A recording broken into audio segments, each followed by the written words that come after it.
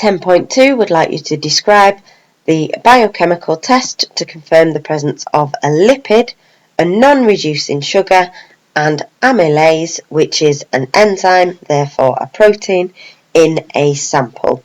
So we need to describe the emulsion test for lipids. For non-reducing sugar, we need to take into account the fact that a reducing sugar test, the Benedict's test, would be negative, and therefore we need to do various other steps before we retest, and then we need the test for a protein.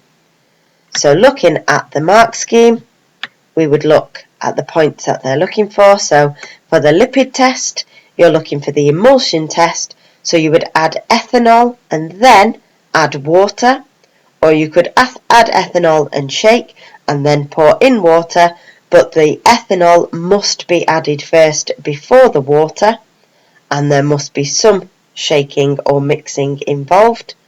And for marking point 2, the positive test would show a white or a milky emulsion, or the emulsion test would turn white or milky.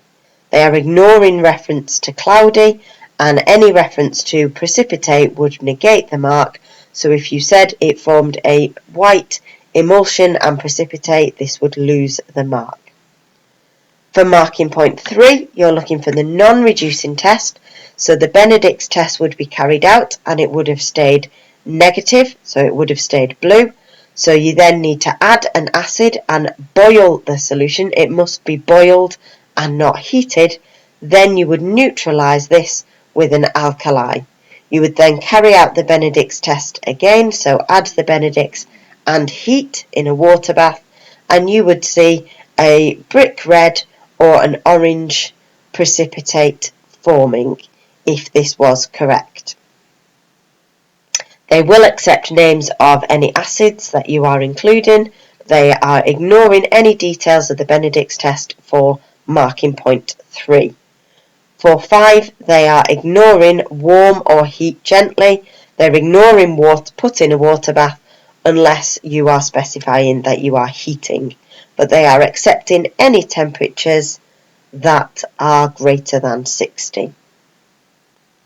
Heat must be stated again in marking point 5. They will accept do the Benedict's test again if the method is given in marking point 3.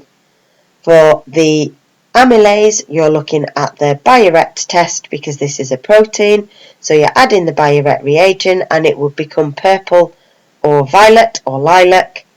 You could also potentially add starch, because if amylase was present, then the starch would then be hydrolyzed into maltose, so you could test for the reducing sugar or the absence of starch if you then carried out this particular test.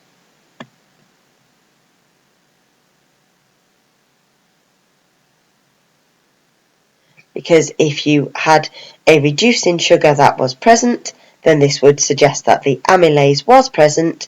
If you tested for starch, you could add iodine, but it would remain an orangey colour. It would not go blue-black, because if amylase was present, then the starch would have been hydrolyzed into maltose.